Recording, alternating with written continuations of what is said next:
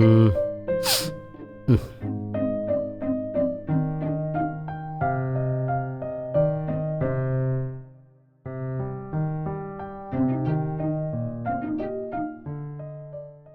Hello. हाँ भैया, कैसन बानी? आप ठीक बानी ना? हाँ हम ठीक है। बोला का बात बा। भैया, हमनी के अपार्टमेंट में ना बहुत बड़ा एक वीआईपी आयल बा। उनकरा कोई लड़की चाहिए शायद। अगर कोई बात तो बताएम का? का लड़की चाही? के पूछलो तारा से? वो थोड़ा सीक्रेट बा भैया, बताए के नहीं खे। लड़की मिली का? ऐसा कोनो बात नहीं खे। ओकर डिटेल्स मिल जाई त नहीं अच्छा होगी। जी कुछ ना भैया, वो सिनेमा में बहुत बड़ा राइटर बारन, शायद कोई नया फिल्म की स्टोरी लिखे आयल बानी। हमसे अच्छा। कोई लड़की खातिर पूछत रहनी हा। हम्म। कहत रहनी उनकरा साथ ही 10-15 दिन रहे के पड़ी। ठीक बा, हम देखा तानी। बाकी हमार लड़की सब अभी बिजी भी है। अच्छा, वो पेमेंट के बारे में कुछ बतैला का? एक दिन के 10,000 देम बोलत रहनी। का कहता है तू? 10,000 रुपया बहुत कम बा। ठीक बा, हम देखा तानी कोई मिला ताती ना। अगर कोई हाँ कर दी तो हम तारा के जना देब। हाँ ठीक बा भैया, रात के उनकरा डिनर देवे जाएम हम वहाँ पे, तो जरूर हमसे वो पूछे ई बारे में। जैसन आप बोलनी हम बोल देम, अमाउंट बहुत कम बा। ठीक बा, हम फोन रखा तानी। हाँ हाँ ठीक बा भैया, हम कॉल करे तनी। हाँ, एक मिनट। तारा मालूम बा ना हमके एक्टिंग करे के शौक बा। उनका से पूछ के तनी चांस दे आ जाना। का भैया, ये सब उनकरा से जाके पूछम तो पता ना वो का सोची हन, गलत लगी ना। ऐसा नहीं खे, बचपन से ही हमके एक्टिंग के तनी शौक बा ना, तनी पूछ ला ना। हाँ ठीक बा भैया, हम उनकरा से एक बार पूछ के बोला तनी। अगर वाकई में कोई चांस रही तो हम आपके कॉल करें। हाँ ठीक बा, हम रखा तानी। बाय। हाँ ठीक बा भैया, बाय भैया।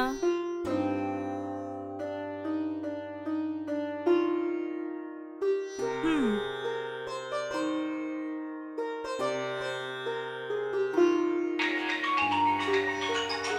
हम्म, हम्म।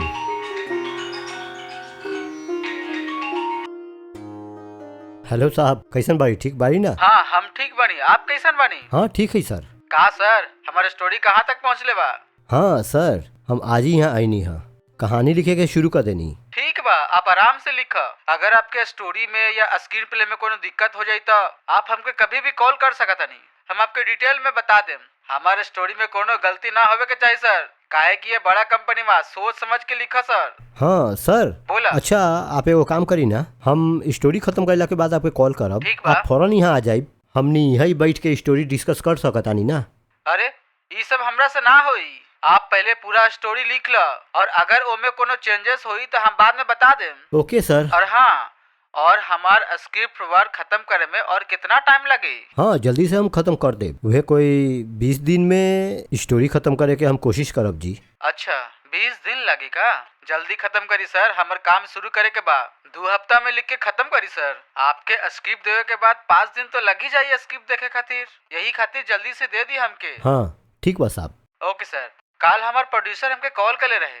वो बोलन है कि आपके एडवांस भेज देले बा। काम खत्म होए के बाद वो बाकी बैलेंस भी भेज देम। का सर, आपका ठीक बा ना? हाँ हाँ ओके सर, पेमेंट के लिए कोई प्रॉब्लम नहीं है। हमने के प्रोजेक्ट सक्सेस हो जाए, ये हमने के लिए काफी बा सर। बहुत धन्यवाद सर, थोड़ा जल्दी काम खत्म कर देना। हाँ पक्का सर। इस सिनेमा में हमके अच्छा नाम कमाई के बाद। जरूर सर, जरूर होगी। ठीक बा, हम रखा था नहीं सर। Bye sir. बाय।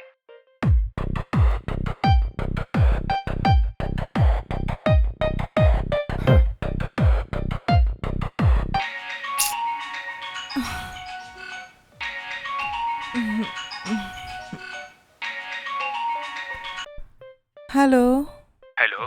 हाँ शैलेजा। हाँ बताई भैया, कोई लड़की मिलल का?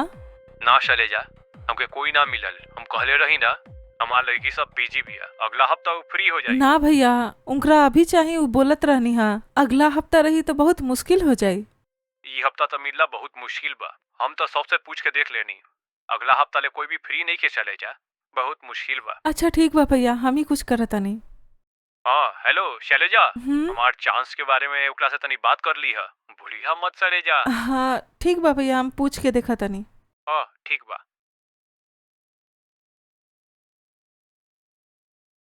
अरे यार, अभी हम का करें? ई सर तो लड़की चाहिए बोलता, लेकिन वो भैया तो कोई फ्री नहीं के बतावता नहीं। हम भी ऐसा लड़की के पर्सनली नहीं जानत, कुछ समझ में नहीं आवत का करी। ई काहे फोन कर दिया? हेलो। हेलो दीदी, कैसन बारू? तू ठीक बारू ना? हम तो ठीक बानी। का भेल ई वक्त तू फोन कैलू? ओ मम्मी की तबीयत ठीक नहीं खे, हॉस्पिटल में एडमिट करे के बा। अरे बाप रे, का हो गइल उनका? ओ कल से ना उनका तेज बुखार होता। अगर तहरा पास कुछ पैसा बा तो भेज देना प्लीज। अरे का भेल तो कैसे अचानक फोन करके पैसा मांगत तारू? हाँ देवी, वो हॉस्पिटल में एडमिट करे के बा ना, पैसा चाहिए ना। हमारे पास तो कुछ पैसा नहीं है। ओ ऐसन बात बा का? अभी तो हमरा पास भी बिल्कुल पैसा नहीं है। हम एक काम करता नहीं, केहू से पूछ के बताओ तनी। ठीक बा दीदी, हम फोन रख देता नहीं था। हाँ ठीक बा। ऐसन वक्त में ही तबीयत खराब होए के रहुए, समझ में नहीं आओ तब हम का करी। हमरा पास भी बिल्कुल पैसा नहीं है। मम्मी के भी हॉस्पिटल में भर्ती कराए के बा और ई सर भी अर्जेंटली लड़की मांगत रन। अगर हम सर के साथ रहेम तो बहुत सारा पैसा देम, उ पैसा से मम्मी के इलाज भी कर सकेनी। ठीक बा, सोच के कुछ करता नहीं। टाइम भी तो होता, सब खातिर खाना भी बनाए के बा।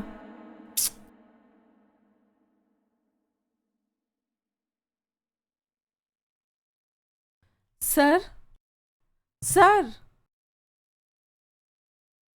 ओ आप अंदर आई ना। सर आपके खाना टेबल पे रखल बा सर। ई बात बा, अच्छा ठीक बा। ऊ तो ठीक बा, हम जे पूछले रही ओकर का भइल? का भेल सर? कौन सा बात? आप एगो लड़की के बारे में बोलले रही, ओकरा से पूछली का? पूछनी है सर, सारी लड़की बहुत बिजी बिया।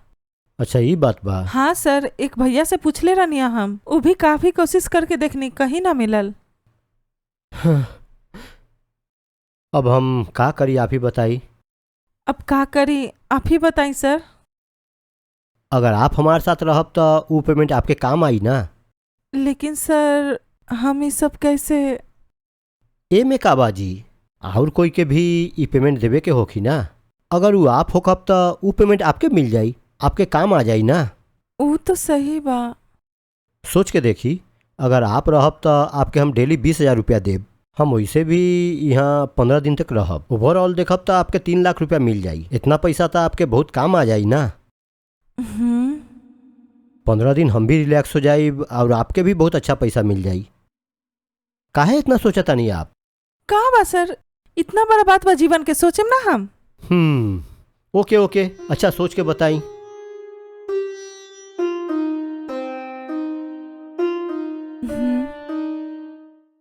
सर हम रेडी बानी। Very good. सर खाना ठंडा हो जाई, पहले खा ली। ठीक बा, चला चला तानी।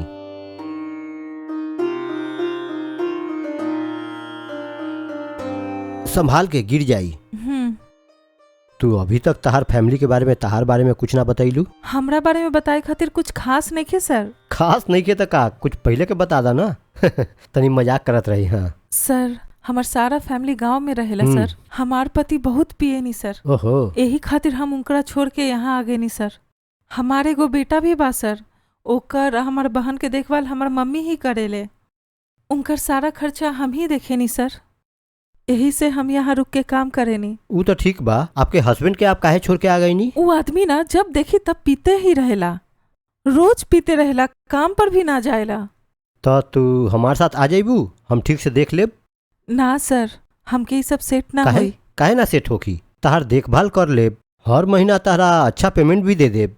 अगर आपके बात मान के आ गए नी, इधर नहीं जाए के उधर नहीं जाए के पाबंदी ना देबा। हाँ सच बताई तो हमके ये नौकरी बहुत पसंद बा सर। हाँ ये बात बा, ठीक बा। सर हमारे एक तो भैया आपके ई वाला मूवी में चांस दे देम तो बहुत अच्छा रही सर। अगर हुई तो बताई ना।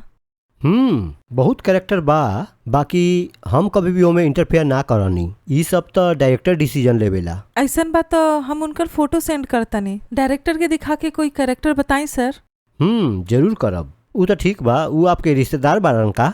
ना ना, ऐसा कोई बात नहीं है सर। वो हमार सहेली के भैया हरन, यही खातिर उनका मूवी में एक्टिंग करके बहुत शौक बा, यही से पूछत रहनी सर। ठीक बा, तू उनकर फोटो भेज दी है।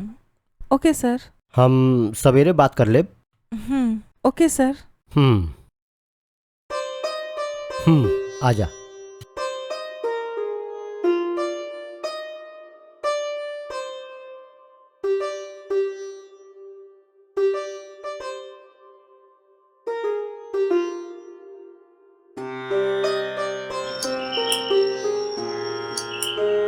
हम्म?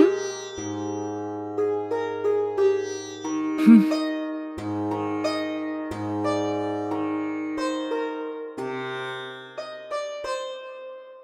हाँ बताएं। मैडम सर यहाँ भेजलन है मैडम। अच्छा ठीक बा, हम दवा जाए। हम्म।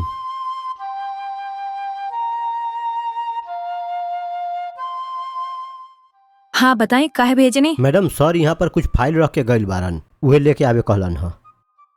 ठीक बा, तू यहीं रुका, हम जाके लेके आओ तनी। हम्म।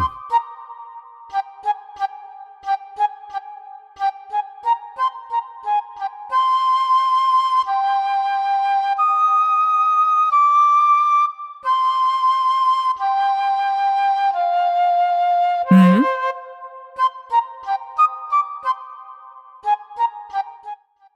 आ मैडम का भइल? मैडम का भइल मैडम? हाय दैया, पैर फिसल के नीचे गिर गए अरे नी। बाप रे। माँ का धीत की तरह खड़ा बड़ा, हेल्प कर सकेला सॉरी, ना? सॉरी हाथ मैडम। पकड़ के हमके उठावा। हाँ उठी, आराम से आराम से माँ हमार कमर। आराम से आई मैडम, बैठी। ओही माँ।